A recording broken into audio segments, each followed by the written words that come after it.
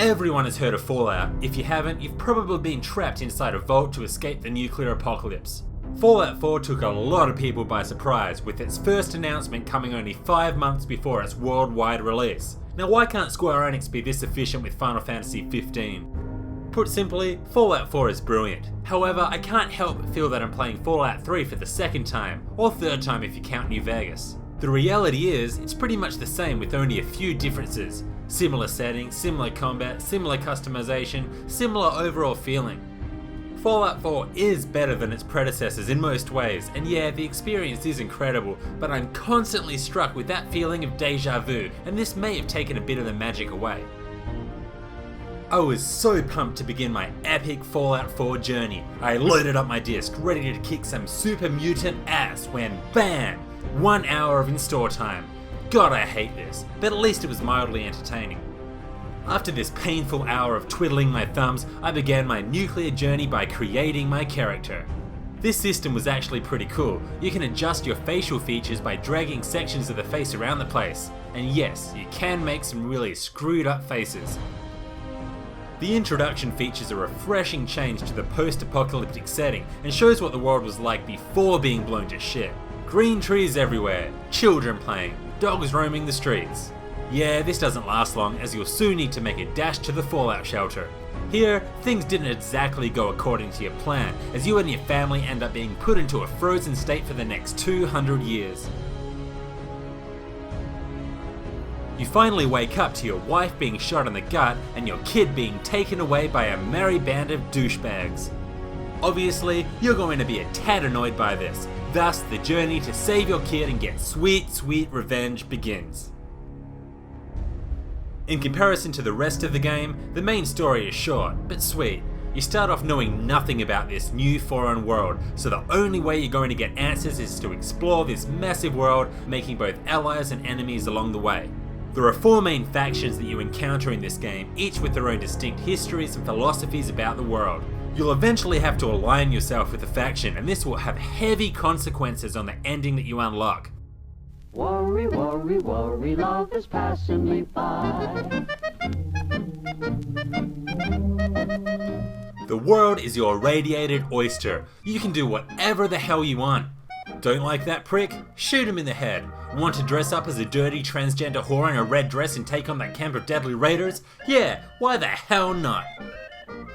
While the main story exists, the real fun comes in creating your own journey, as is the case with most sandbox RPGs. The amount of quests that you can take on is simply massive. You could easily put 100 hours into this game and still have lots to do, such as recruiting and forming relationships with the 12 companions, building settlements, which I'll discuss later, and for the perfectionists out there, finding all of the bobbleheads and comic books hidden around this massive world. Fallout 4 also has legendary enemies scattered around the world. These are much more powerful than regular enemies, but also drop more powerful pieces of equipment with special abilities. This is an awesome addition. You've been watching me? Did you honestly think a state-of-the-art facility like the General Atomics Galleria wouldn't have proper surveillance equipment? And yet, despite all of my sensors, all of my robots, I still don't know why you're really here! Just what are you up to? Who are you working for? I want answers! The gameplay is essentially Fallout 3 all over again, and this lack of originality was a tad disappointing. At its core, we have a first-person shooter, but Fallout's unique VAT system enables you to slow time, select body parts to target, then automatically fire away. This system is very effective, and while the first-person shooting elements have improved this time around, I still found myself using VATs whenever I could. Speaking of VATs, while it is a brilliant inclusion that truly defines Fallout's gameplay, it also completely destroys the fear factor when roaming unknown areas of the wasteland. What I mean is, you can spam the VATS button over and over again when travelling through dangerous places, and if there's an enemy nearby, they'll be targeted. If you do this, there is no fear of a monster creeping up on you. You should be at the edge of your seat, but instead, you can use VATS as a flawless radar system. There really needs to be a consequence of spamming this VATS button. Fallout 4's biggest and best new feature is settlement building. This sim-style system allows you to create and furnish buildings, or even entire towns, given you've allied yourself with the settlements. This system is purely optional, but it does come with its advantages. In addition to building a simple HQ for you and your companions, you can place beds to sleep at night, create shops, storage facilities, food stations, and loads of other things that can help you on your journey. Let me show you my 4-story mansion. This is my door. This is my lounge room. And this is my bed. Who are you and what the fuck are you doing in my bed? Each item that you build will require resources ranging from wood and steel down to the finer elements such as screws and oil. All of those useless items you've collected around the world, such as coffee cups, bowling pins or alarm clocks, can now be converted into core materials and used to build your settlements. I spent ages building multiple safe towns around the region. This system is awesome, but at the same time it can be goddamn annoying. Sometimes, like when you're trying to build the structure of a house, walls and roofs tend to snap into the wrong spot, making it impossible to place things where you want. I also spent hours both finding and placing hundreds of household items around my humble abode. I left with a smile on my face, but I returned in utter disgust when I noticed most of my items were either trapped inside a wall or scattered around the nearby floors. My god, this is frustrating. Just imagine an earthquake ripping through your house. The perk system is much improved over Fallout 3.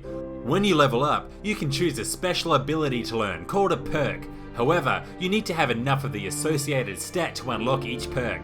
For example, learning the perks to increase your sneaking ability will require certain amounts of agility. There are so many perks, and Bethesda did a great job in giving us so many different ways to build our characters. Ultimately, this ensures that there are constantly multiple ways to complete your quests. You could hack a terminal to reprogram a deadly robot companion, sneak through the front door undetected, pick a lock of the back door, or go in with power armor and nuke the bitches. Oh, and the best part is that there's no level cap. Customizing equipment has also had a complete overhaul. Every single weapon and piece of armor can be heavily modified, from silencers to grips to scopes. There are loads of options here, and finding and customizing your own powerhouse weapons is awesome. However, managing items and comparing the stats of equipment is a complete pain in the ass. The lack of a decent sort or compare option makes this incredibly frustrating. If you want to compare two guns in your inventory, you will have to select one item, remember the stat, then scroll to the next item. Really, Bethesda? Really?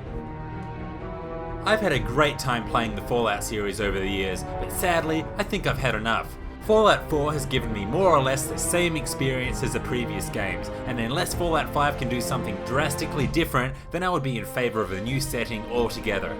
With that said, Fallout 4 is a great addition to this much-loved series. Exploring the world is a lot of fun, and the sheer size of the game will keep you going for hours. The gameplay has also hit its peak, but like I said, I've done it all before. I was a big fan of both the perk system and the deep customization options, but I think the standout feature for me was the settlement building. If they ironed out some of the glitches here and included some kind of decent item management system, then I would have given Fallout 4 a higher rating. Fallout 4 is a great game, and if you haven't played the series yet, this is a great place to start. However, if you're a long-time fan, don't expect anything new. This was Hellfire RPGs. Thanks for watching. Please like and comment on this video, and subscribe for more RPG content. See you next time.